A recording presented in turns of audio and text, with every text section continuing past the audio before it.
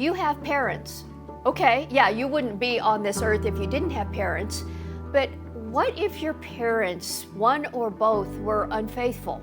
I'm Dr. Carol, and thank you for joining me on this episode. We're talking about an infrequently addressed specific topic today, adult children of infidelity.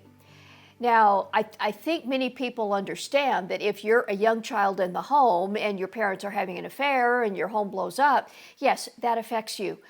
But what about those effects that last, that continue into your adulthood? How does that affect you?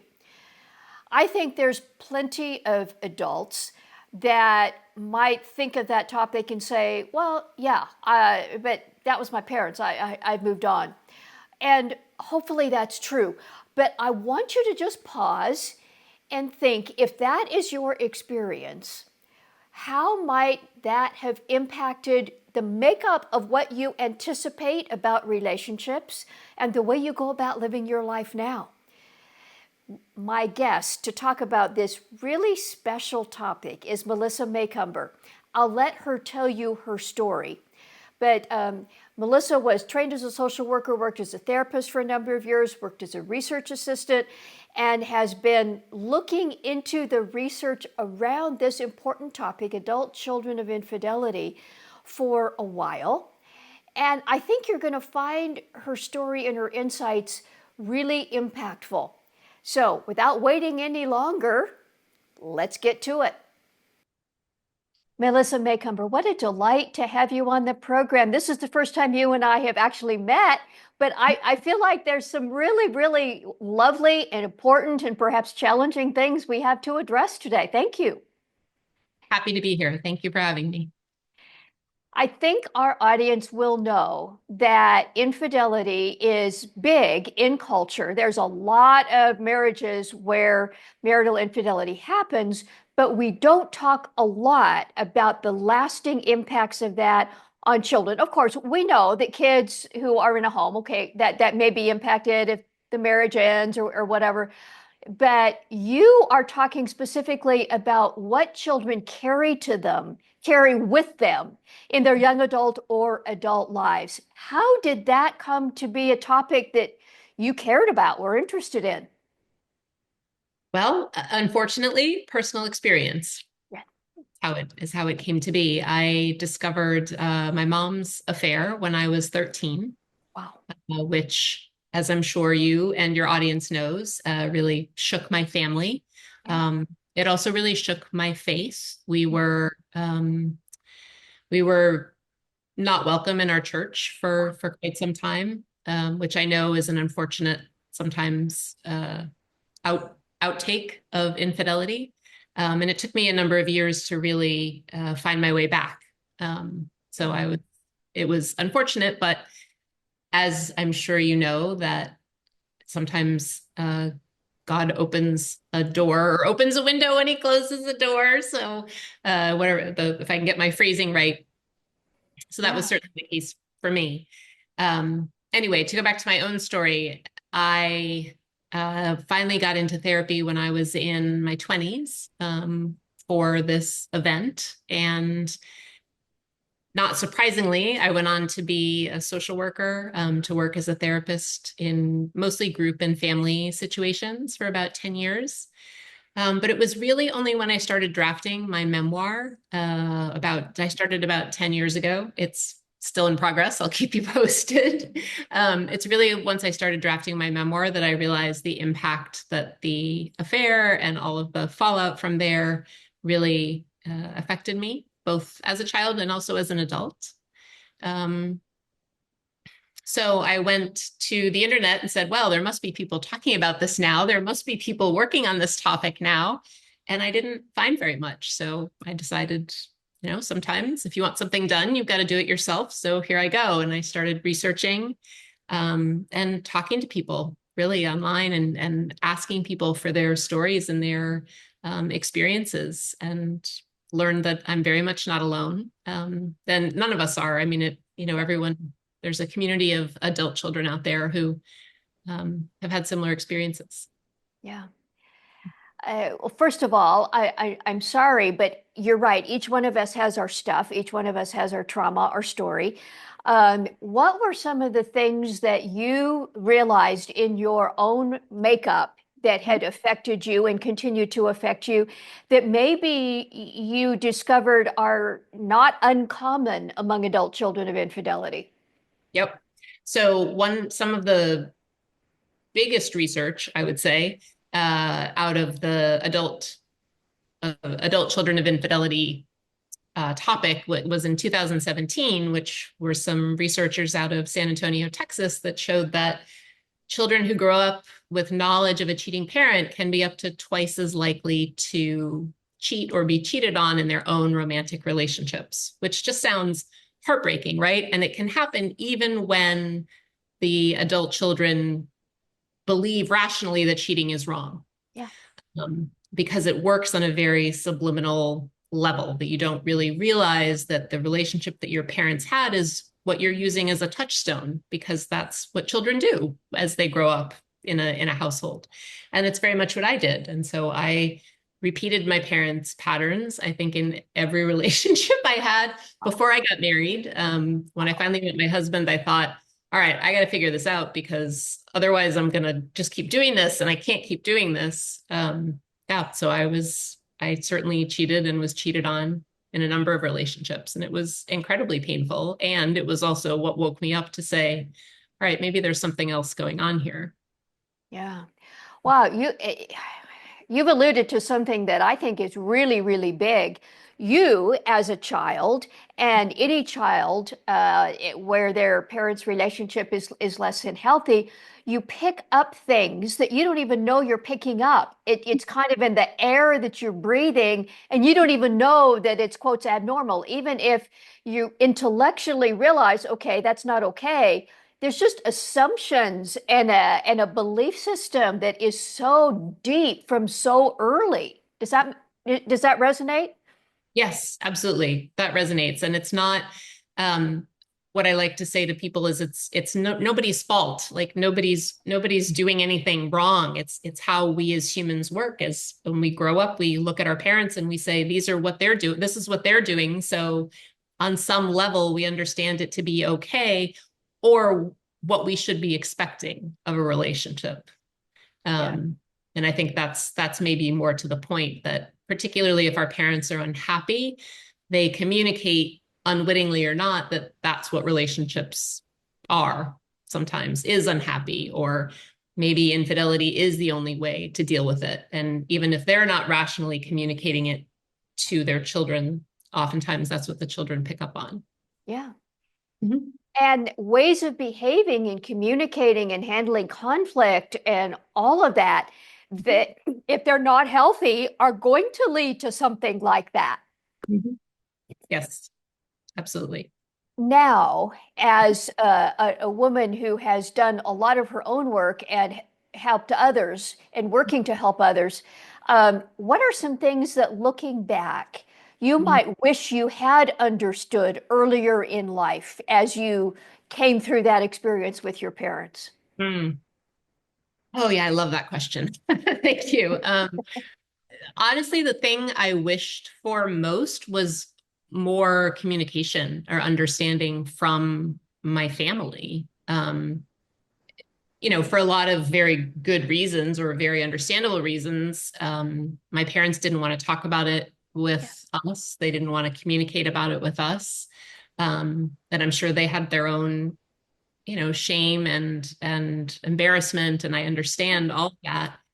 And as a teenager, especially as I'm starting to already explore dating and, attraction to other people, having some of that understanding from the beginning of what my parents were going through would have helped me a lot. Yeah. Absolutely. Mm-hmm. You have been married, I understand, for over 25 years. Congratulations. Thank What you. were some of the things that you had to, can I say, learn or change or grow into so that you could have a marriage that lasted? Mm-hmm. Yeah, absolutely. Um, Gosh, I had to learn a lot of things. I'll see if I can name only the most important ones. I had to learn boundaries. I had to learn that I had to be worth my own loving of myself and my own value so that I could allow somebody else to value me that way, which leads to a more reciprocal relationship. I had to trust myself and that my own needs and desires were worth speaking up for. That was very important. And I had to find someone who was willing to work with me. Like, it Yes. was to hear all of my wrinkles and be able to have a conversation about them and not be afraid and run away. And that speaks a lot to my husband's both emotional maturity and willingness to communicate, which is important for any marriage, of course. Yeah. Mhm. I have seen, and I think you probably have and would agree, that no marriage comes through unscathed in the sense of there's always issues, there's always stuff. It's not whether or not there are issues, it's how the people who have committed to, okay, I'm marrying you, how those people are committed to working through those things.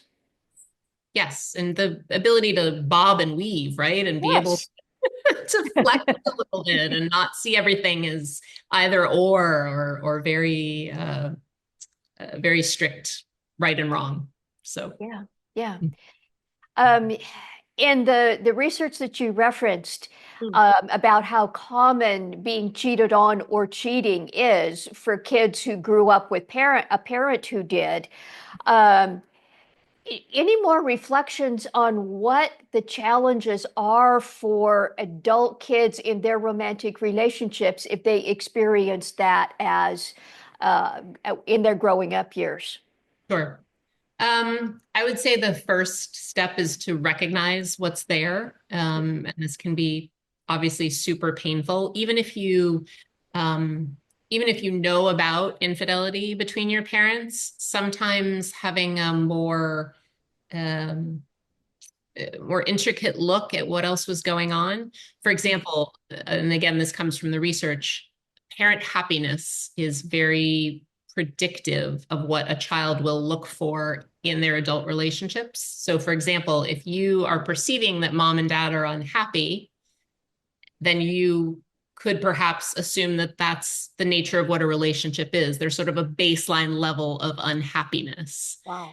Then you might, in your own relationship, find that you have the same baseline level of unhappiness, which could then, relationship dissatisfaction is a huge predictor of Yes. infidelity.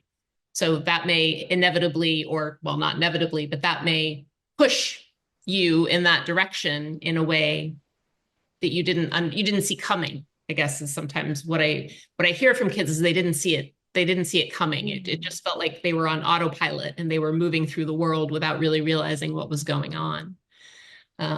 So bringing something into consciousness is always the first step to Yeah. be able to cope with it. Um, in reading your summary of some of that research, there's a concept that was referenced, adultification. That also was real interesting to me. Would you kind of explain what that is and how that might show itself in a child of infidelity? Sure.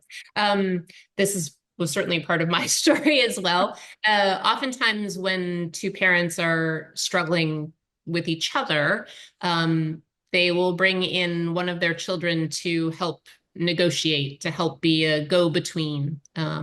Often therapists call it triangulation, right? Where you have a child in the center. Um, and the child in the center ends up being a communicator, sometimes tries to smooth over the kinks in the parents' relationship, which doesn't really help the parents' relationship in the end because the parents aren't forced to deal with each other. And it leaves the child feeling like they have this responsibility for their parents and their parents' happiness and their parents' relationship, which puts them in a tough spot because they can never really help their parents in any kind of real way. And they feel like if they try to pull out and go focus on their own life and their own relationship, that they're somehow abandoning their parents or disappointing them or in some of the worst cases I've heard, they fear for their parents, mental health and livelihood. So it can be a really tough spot. Yeah. Kids feeling forced, whether or not it's actual, but at least feeling forced to function in a way that they shouldn't have to be functioning as a child. Yes, exactly.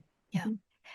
Um, I can imagine there's plenty of kids also who discover a parent's affair and the other parent doesn't know, or at least they don't think they know. And so, or maybe, they talk with one parent and the parent says, keep it a secret. What about that dynamic? Oof. Yeah, that's probably those are probably the kids I hear from the most, Mm. honestly. Um, and just as a little aside, sort of public service announcement, if I had a dime for every message I received that says, my dad's phone was on the table, dot, dot, dot. Oh, And, wow.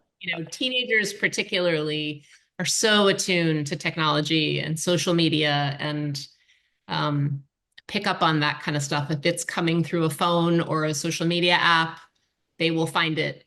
I promise you, they will find Mhm. it, or at least it feels like. Hey, Uh, thanks for that public service yeah, announcement. public I hope service, all parents out there hear that. mind your phones. Yep, absolutely. Um, all right, but now I've just distracted myself. The dynamic of feeling either explicitly or implicitly that you've got to Yeah, keep a secret. yeah, yeah. The secrecy is such a tough part. I mean, it's so hard to know. And I tell kids this all the time. It's so hard to know if you should confront your parents or confront one of your parents or not. It really depends. You have to feel safe in your situation, depending on how old you are, especially if the kids are younger and they're afraid of one parent's going to move out and leave everybody financially in dire straits, or if there's any kind of physical abuse risk, anything like that. So I'm really cautious about saying, yes, you need to confront. That can be a hard decision. Really has to be family specific. But in terms of the secrecy that kids feel is real and can be incredibly taxing on their mental health. If you can think of your brain, your brain is wired to tell the truth. And when one part of your brain is forced into a situation of, no, I can't say that, and the other part of your brain is wired to tell the truth, they're just going to constantly be at war. And that's it can be very emotionally exhausting, especially for, teenagers who are already trying to figure out social communication and how to express themselves accurately. And then to be faced with a situation where they have to keep their mouth shut about some things, but open about others and be honest with one person, but not tell the whole story to somebody else, that they really can be quite exhausting. Yeah. Um, if a parent is listening, and we're talking primarily to adult kids, but if there's a parent who's listening, and I'm sure there are, and they know that their spouse is cheating, or God forbid they are, would you counsel them to tell their kids? And in this could probably be a whole podcast episode in itself, but in general, how would that be framed to at least mitigate or lessen or give the kids a way to deal with the negative impact? Yeah, that would be a whole podcast into of itself, because I really break it down between the age groups. I mean, Okay. obviously you're going to communicate with a 5-year-old differently than you're going to communicate with a 14-year-old, Yeah. differently than you're going to communicate with a 25-year-old. Yes. So you're really going to speak differently um, to each group. If you're talking about adult children, absolutely, you need to have the conversation, because you still want that relationship with your adult children, and they're still going to benefit from learning. They're still learning about relationships. They're still trying to figure out their own marriages and their own parenting. And so that's going to be a super helpful conversation with them. And honestly, it'll bring you, in the long run, it can bring you closer, because you're really exploring a level of vulnerability and honesty that only brings people together. Mm. Mhm. Wow. I'm glad you said that, Melissa, but that is a big idea. That Mm. keeping secret, I imagine many people who keep secrets, regardless of age, but perhaps young adults or adults, especially think if I keep the secret, then I'm preventing conflict, I'm preventing harm. Where you're describing that actually done with some thought and care, talking about these things can actually bring people closer together. Absolutely. I mean, time and time and time again, I've seen Wow. that. Hmm. Wow.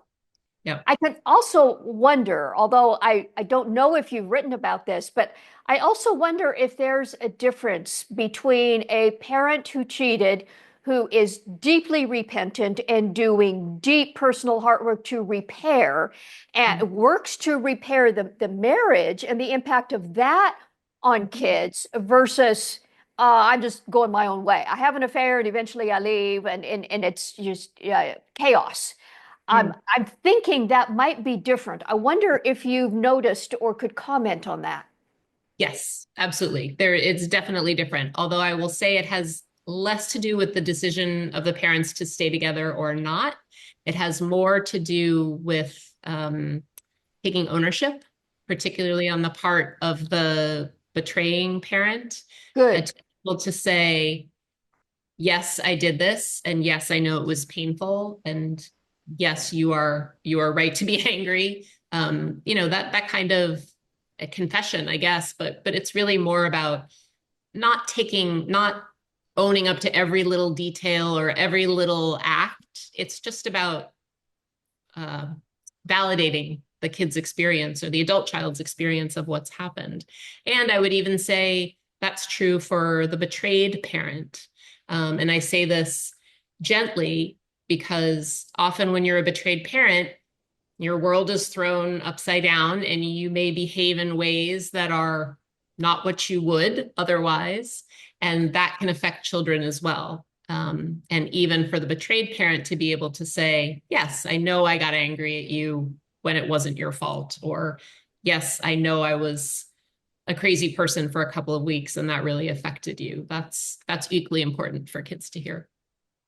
That's really good. That reminds me of some of the relationship repair principles, just of our relationships, that ruptures happen, but that work to repair is possible. And that's not pretending everything's okay. It's acknowledging, owning, being honest about the realities of what happened and if there's impact on me, what that is. So, yeah, really appreciate that. Yeah, absolutely. I Um, always say I always try to start and end meetings with the idea that the research shows that how a family discusses infidelity is as important to the health of the family as the infidelity itself. That the communication, as you say, the repair, absolutely can work magic. wow, just that fact that you just stated, that how they talk about it is perhaps even more important. That is, well, that's huge.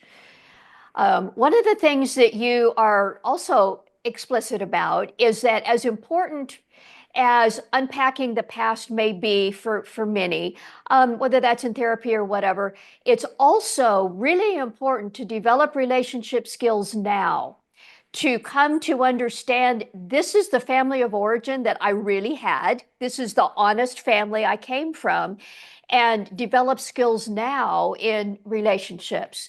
For an adult child who may be listening and says, yeah, I was messed up, but I want my life now to be better. Can you talk a little bit about what that might look like, what some of those skills might be? Mm, yeah.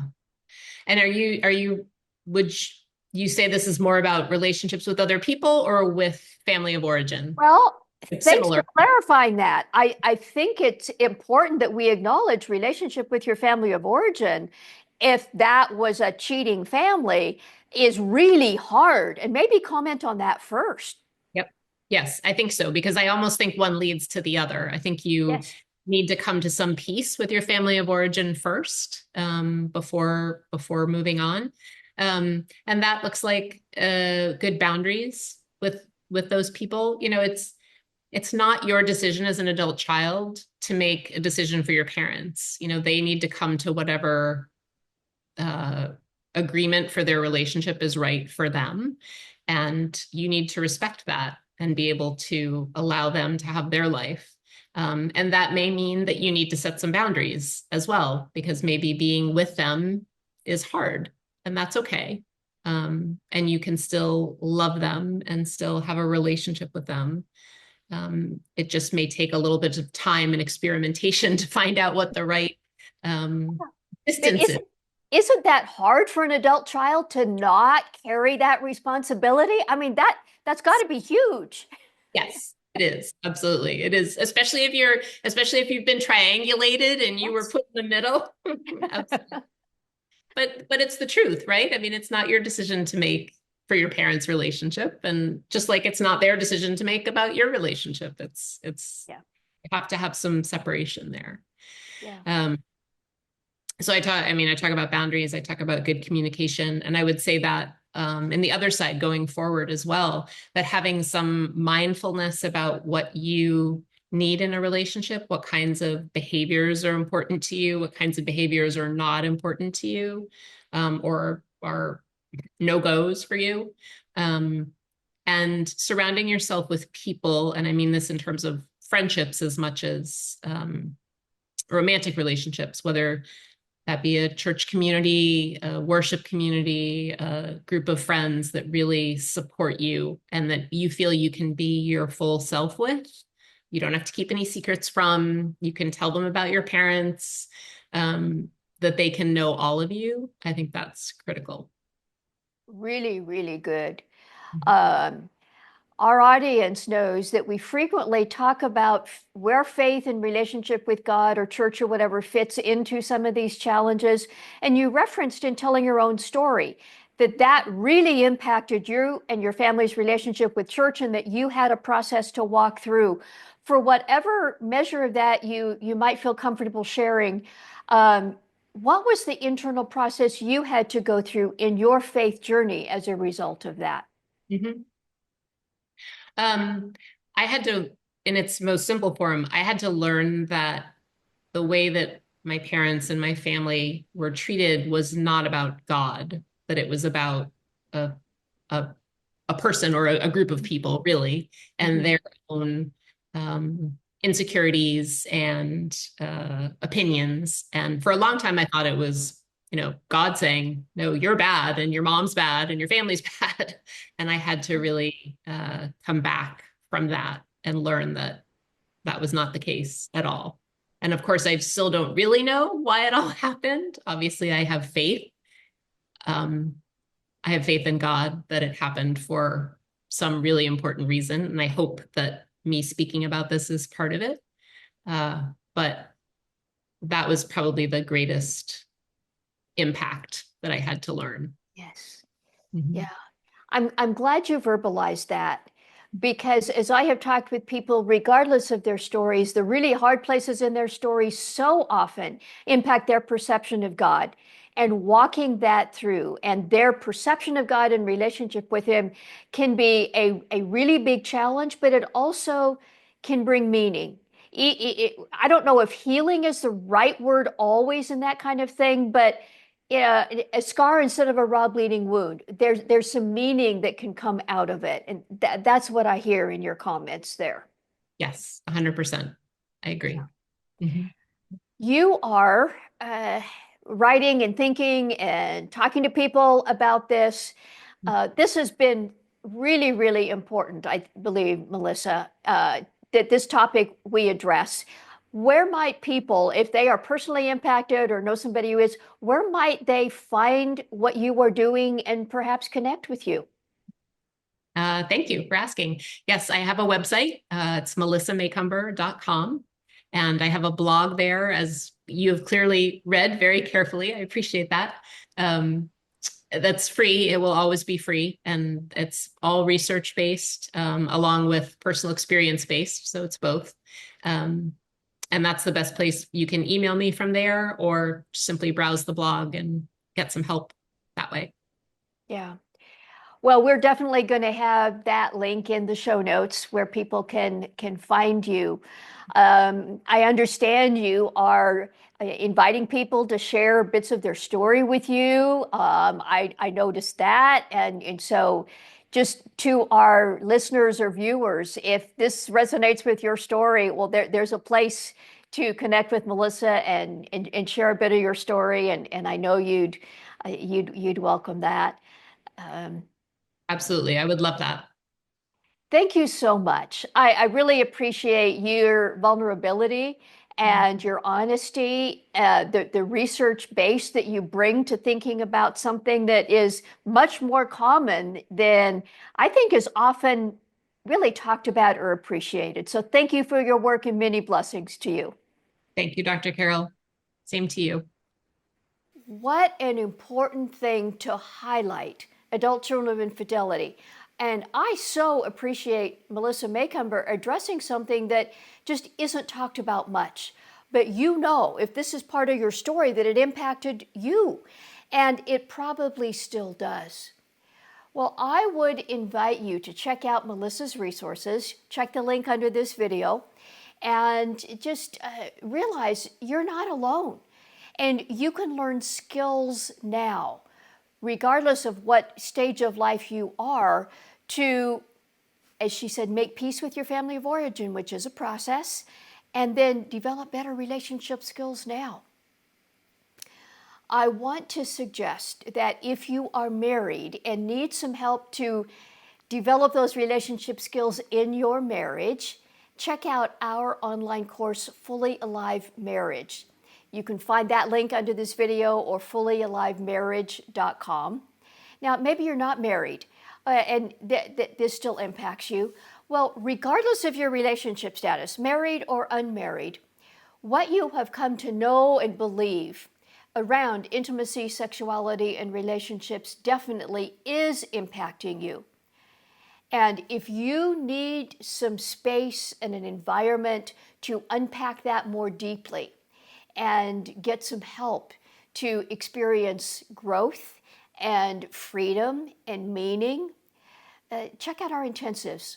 You'll find that link under this video also. drcarolministries.com/intensives, a 3.5-day experience, 68 hours that just might change the rest of your life, to unpack your story, perhaps the places of your story that maybe you've never even talked about or don't even realize how deeply it's impacted you. And then most important, invite Jesus into your story. This is not so much information as it is opening the places in your heart and experiencing being seen and felt and known by a few others in a small group setting and by Jesus. So check that out. I would love to hear from you. You can leave a comment under this video. I read every one, and if I can be helpful, I respond. And you can also leave me a confidential comment at our website, drcarolministries.com, the contact page there. And that comes to me personally. I personally read those and respond if I can be helpful in any way. Thank you for being part of our online family here. And until next time, may God bless you.